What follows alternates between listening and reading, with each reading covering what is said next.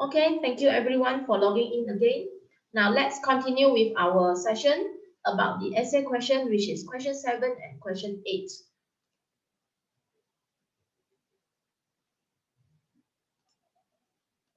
Okay, now we are going to look at question 7 first.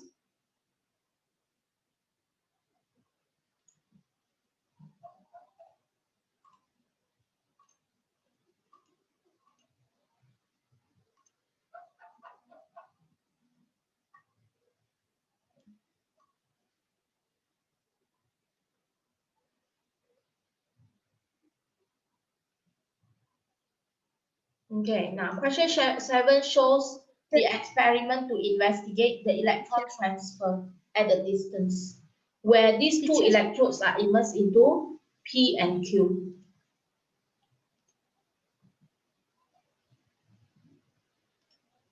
Okay, that day in our lesson last week, I've already mentioned a little bit about the sets, which is using the acidified potassium manganate 7 with the iron 2 sulfate and the potassium bromide with the iron 3 chloride.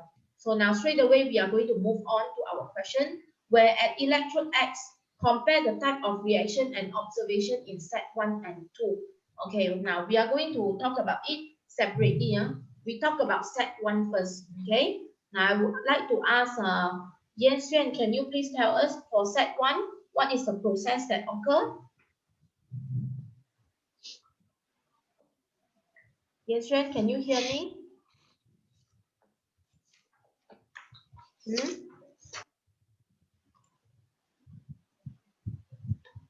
Teacher, we've already discussed question A1. A1 already discussed, included the chemical equation of.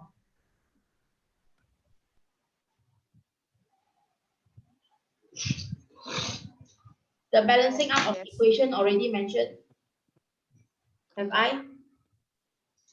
Okay, then we are now going to move on to the next part of the question, which is part 2. Have we mentioned? Not yet. Not yet, huh? Okay, now compare the change in oxidation number of iron. Can you see when they talk about oxidation number, they are talking about the name of the element and the direction flow of the electron in set 1 and set 2. Now look at set 1, the iron 2. Of course, it will change to iron 3. So your answer, oxidation number of iron in set 1 increases from positive 2 to positive 3.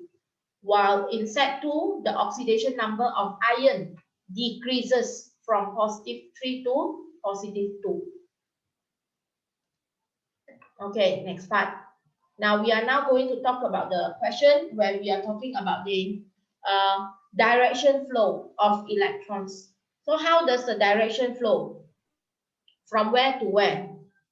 So in set 1, actually the ions flow from Y to X. From Y to X. Why? Because the iron 2 ion is releasing electrons. So the electrons will move from Y to X. If you are putting solution Q to solution P, I close one eye, I accept. Actually should be from electrode Y to electrode X. Okay, next. For set 2, it is actually flowing from where to where? Set 2, the bromide ion is releasing the electrons. Therefore, it will be from X to Y for set 2. Okay. Now, we are now going to talk about this, the chemical test to verify the product form at electrode Y.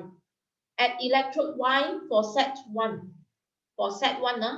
the product form is iron 3 sulfate solution. And we are testing on the presence of iron 3 ion. For set 2, it is testing for the presence of iron 2 ion. Okay, so now you are going to write it separately. What do I mean by writing it separately? I am going to show you. Okay, you can put here that you are testing for the presence of ions in set 1. So you just put here set 1. Okay, then you are going to tell you add a few drops of NaOH solution, comma, then until in SS. But you have to tell people where you are adding in. Add a few drops of NaOH solution into the test tube, which contain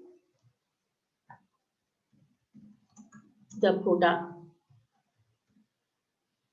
Then until in SS. Must be telling until in SS.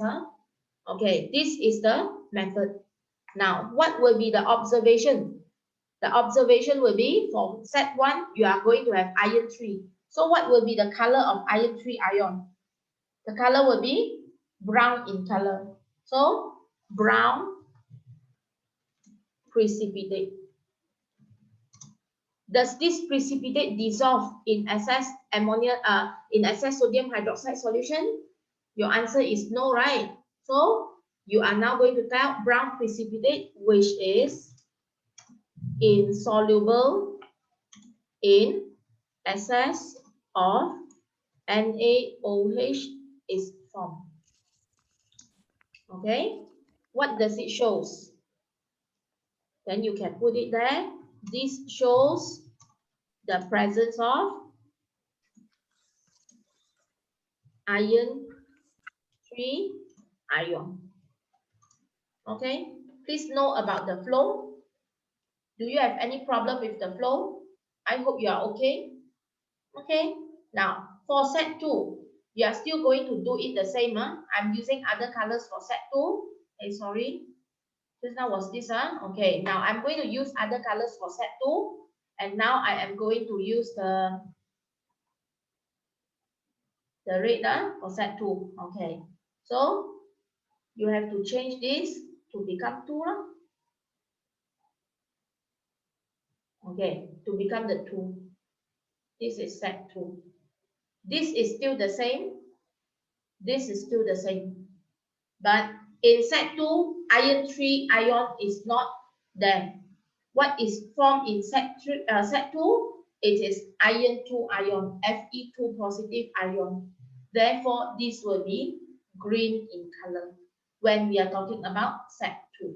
So if you remember one set of answers, actually you can use it for more than one condition. Okay, I hope you are okay with this. And we are now going to the next part. The question. Now the question says that a scientist found that Teacher? Yes. So can we write the answer separately, sir? Like for the electron flow and oxidation number of ion, can we write set 1, then only write set 2? Sure, no problem. Can. Okay, sir. You can put everything in set 1. Can put everything about set 2. But I suggest you separate the part on the chemical test for set 1 and set 2 so that it is easier to read. If you put everything together, no problem. Now, scientists found that iodine can be extracted from the seaweed through the following redox reaction. This is the extraction of seaweed. Now, based on the equation, you are required to identify, number 1, did you see? The oxidizing agent, the reducing agent, and then you explain. Okay, meaning you have to tell why is it oxidizing agent, why is it reducing agent. Then you are going to write half equations for the oxidation and reduction reaction. So what is actually important here will be you please group this. Every time I said you have to group. I hope you have already grouped it. Okay, now you see from here, this one, where can you group it to? You of course put it to the iodine. Can follow? This one, you can group it here, no problem. Okay, now you can see that the oxidation number of this is how many? Oxidation number of iodine, someone? In the iodine ion, what is this? How much? -1. Good, this is -1. Here will be 0. So what process is this? This is actually the oxidation. Therefore, this substance will be a reducing agent. Okay, so why do we, so your answer, the reducing agent is the iodide ion. Every time when you want to talk about the agent, you write about the name of the reactant, the iodide ion. Okay, now why do you say so? Then you talk about the oxidation number. Then you talk about the process that it undergoes. So the iodide ion undergoes oxidation. The oxidation number increases from -1 to 0. Now we talk about this hydrogen peroxide, H2O2. Okay. Now what can you tell about the hydrogen peroxide? Of course, now we are going to calculate the oxidation number if you want. So how to calculate, for those who still don't know, I'm going to write it on top here. H2O2. Look for the oxidation number of this, the hydrogen. 2x plus 2 negative 2 equals to 0. So 2x minus 4 will be equals to 0. X will be actually equals to positive, how many? Positive 2. Now for H2O, the oxidation number of H, 2x plus -2 equals to 0. So 2x minus 2 equals to 0. X will be equals to positive 1. Can you see? Can follow? So what process does it occur? From positive 2 to positive 1. It actually undergoes reduction. And therefore, this is the oxidizing agent. So your answer, the oxidizing agent is the hydrogen peroxide, the H2O2. Hydrogen peroxide undergoes reduction. Oxidation number changes from, the oxidation number of hydrogen decreases from positive 2 to positive 1. Okay. If you want to talk in terms of oxidation number. If you don't want to talk in terms of oxidation number, you can actually tell about the electrons. You talk about the transfer of electrons. So the iodide ion is actually releasing electrons, and the H2O2 is actually accepting electrons. But for me, I will encourage you to talk about the change in oxidation number, the easiest. Okay. Now, for the half equation for oxidation reaction, so what are you going to tell about the half equation? I'm talking about the half equation. So write down oxidation. Who undergoes oxidation? Then the iodide ion. What it becomes? It becomes the iodine. How it becomes? It releases electron. So you put the electron here. 2I, 2I, 2 electrons. I hope you are okay until here. Okay. Follow on? No problem, Okay. Now, for this reduction,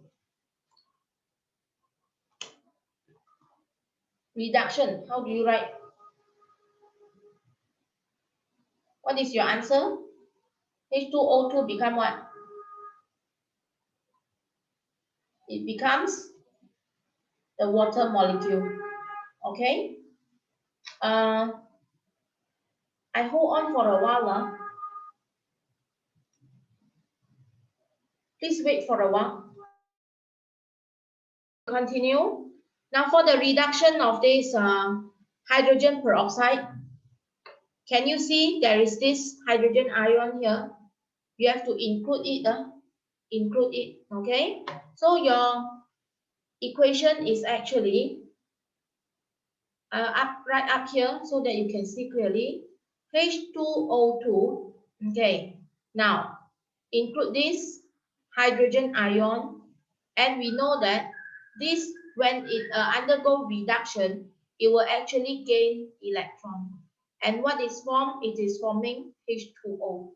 Can you follow until here? Then you are going to balance up without considering the charge first. Just balance up the elements, and you'll find that you are having a 2 here, a 2 here, and a 2 here. Okay, you're actually making the hydrogen to become 4. Can you see? Can you see? 4, oxygen 2, and 2 positive, 2 electrons. This is the ionic equation to represent the reduction process. Okay, okay, so this is our question B. Are you okay until here? Okay, if you are okay, then we are moving on to question 8. Now the question 8 shows 3 experiments talking about the factors that affect the rate of reaction. Okay, now this question we have already mentioned many times. Can you see? The time taken for the mark X to disappear from sites is 50, 30, and 20. So which set will have the highest rate of reaction among all? Catherine? Which set has the highest rate of reaction amongst all? Set 3. Yes, it's set 3. It takes the shortest time. Okay, now next part. Write the chemical equation for the reaction between the zinc and the hydrochloric acid. Your answer should be Zn plus HCl. You are getting ZnCl2 plus H2. Balance up the equation. Now you are calculating the maximum volume of hydrogen gas produced for experiment 1. So what is your first step? Your first step will always be the number of mole. And you are using MV over 1000 actually. And you should be getting your answer as 0.00, I'm sorry, 0.025 mole. Am I correct? If I'm wrong, please correct me. Okay, now 0.0025. another 10. Yeah. Yeah, like this, Okay, next. Now we are talking about this volume of hydrogen gas released. So this is actually the number of mole of the hydrochloric acid. So from the equation here, the HCl is to the hydrogen gas ratio 2 is to 1. So this is 0.0025 is to 0.00125. Agree? And for the volume, you are taking 0.00125 multiplied with the 24. You should be getting your answer as how much? 0.03 gram. Gram, I love you. Sorry. How come you get gram? See, this is mole. Okay, this is decimeter cube per mole. Can follow? So when you have mole and per mole, you cancel off. You get your unit left as decimeter cube. Okay, now next part. We are now going to sketch the graph. Volume of hydrogen gas against time for experiment 1, 2, and 3. Okay. Now for experiment 1, 2, and 3. So what will be the graph? I'm going to sketch it here. Hey, what happened? You draw a nice one, Okay. This is the volume of gas. We know that set 3 will have the highest rate. So the line will be up here, the first one. Set 2 is the second one. Set 3 is the set 1 is the last one. And all of them, can you see? They are having the same volume and concentration. Therefore, later at last, the height of the graph will be all the same. So this will be set 3. This will be set 2. This will be another set. This one will be set 1. Okay, make sure all this touch. And this part too short already, so you make it longer like this. Okay, then label this is 3, this is 2, this is 1. Actually, to make it to be a perfect graph, can you see they give you the time? So please label for set 3, this is 20. Set 2, this is 30. Set 3, this is 50. Label like this. And don't forget the x-axis will be time taken in seconds. Don't forget the unit for the volume of gas to be centimeter cube. Follow? Okay, next part. Okay, now based on the table, arrange the rate of reaction of 1, 2, and 3 in descending order. 1, 2, and 3. Okay, so what are you going to do? 1, 2, and 3 meaning you are going to arrange which one will have the highest rate, which one will have the lowest rate. So just now we have already arranged for you, which is 3, 2, and 1. Okay, now next part. Based on this one, you are going to state and explain the factor for the with the reference of the collision theory.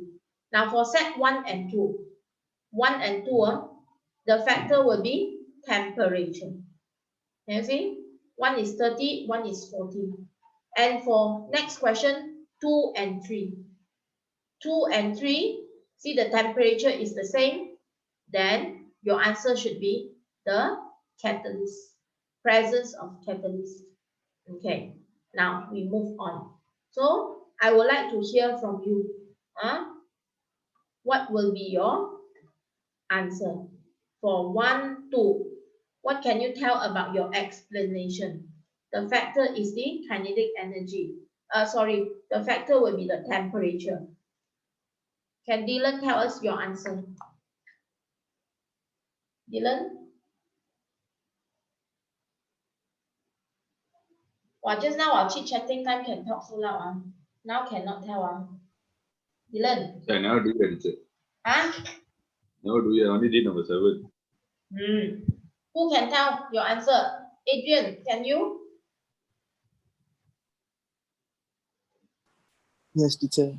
Okay, tell me the first sentence. So the temperature in experiment 2 is higher than experiment 1. Okay, good, 1 mark. Next, Yijun. The energy of particles in set 2 is higher. I cannot hear you, baby. Please talk louder. The energy of particles in set 2 is higher than set 1. Okay, the kinetic energy of particles in set 2 is higher than set 1. Next sentence, Dakshish. The frequency of collision between zinc atom and hydrogen ion in experiment 2 is higher than experiment 1. Okay, good. And the last sentence will be the frequency of effective collision between the zinc atom and the hydrogen ion in set 2 is higher than set 1. Okay. Now for experiment 2 and 3, we would like to hear from Liana. First sentence. Liana? Copper 2 sulfate is used as a catalyst in experiment 3. Okay, good. Copper 2 sulfate used in experiment 3 as catalyst. Okay. Now, next sentence, we would like to hear from Kachun.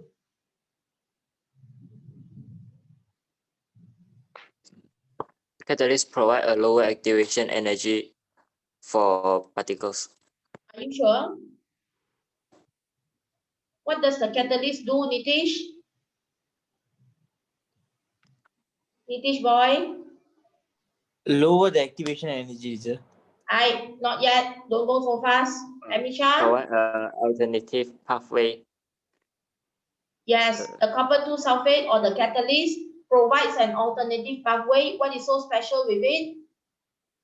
With a lower activation energy. Can follow? I repeat, the catalyst provides an alternative pathway with a lower activation energy. Okay. Then, next sentence, Amisha. Frequency of collision between zinc atom and hydrogen ion is higher in experiment 3 compared to experiment 2. Okay, don't go so fast. Next sentence should be, more particles can achieve the lower activation energy. I repeat, more particles can achieve the lower activation energy. Then only you talk about the frequency of collision and the frequency of effective collision. Okay, now we move on. Next part. The question says, fruit stored in a refrigerator lasts longer than fruit left on the table. You are going to explain why. Okay, why is it First thing, you have to identify what is the factor. Samila? Temperature. Temperature. So what can you tell about the temperature in the fridge and the temperature on the table? Temperature in fridge is lower than the temperature on the table. Yes, temperature at the fridge is lower than the temperature on the table. Okay? Then when the temperature is lower, what happened? Wan Yin, what is next? Bacteria activity is lower in the refrigerator. Ayo, why exactly the same as I'm asking? We did this question in school. Is it? Okay, now, can you write back the same sentence when you are going for exam? Can you? You might not write back this one, so you can just put the bacteria is less active. The bacteria is less active in lower temperature or at lower temperature. Then when it is less active, you can say that less toxin is produced. Therefore, the fruit can be kept longer or it takes longer time to spoil. Follow? Now, this question is the same as what I gave you all before, talking about the food stored in the fridge and the food put just on the table, or the food stored in the cabinet and in the fridge. Okay? So this is all similar. It's just that they changed the condition. Any problem? No, Teacher, can we write according to the concept, like rate of reaction will be lower, blah blah blah. Okay, in this case, no, because we are not asked to talk about the collision theory. Okay? Okay. Any problem? Any more? No more, Okay. If no more, then I think our lesson will end here. And what will be your homework today will be number 1, you please complete the objective questions. Can you? Until 50, because you have weekends, long weekends, complete until question 50. Then you please complete your essay question number 9 and 10. I hope you're okay with this. I repeat, all the objective questions and essay question number 9 and 10. If you have time, you can continue to do your paper 3 because that will be your homework for the next week. If you have time, you please do. Okay? Any problem before we end the session today? No problem, Okay, thank you very much for joining. So I will see you next week.